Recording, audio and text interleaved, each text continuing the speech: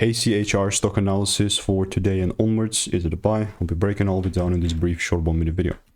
I've been the only one guy documenting this for 5 years straight and making this type of videos with 44,000 videos already made over 5 years. Again, it's taken me 5 years. It's not the average overnight scheme, and data shows what's working for me, what's not, and it's all documented.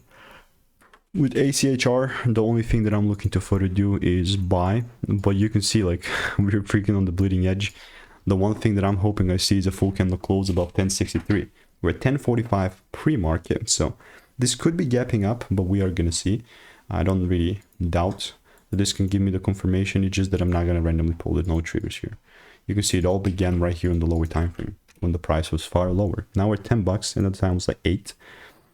Delivered to freaking 14 after, and then I had this quick little long here as well. We're looking for a very similar thing, but only if confirmation is bad.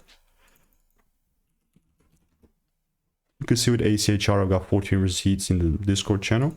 And if you want to stay tuned and make more money consistently and get stock picks daily, click the first link in the description, it's free.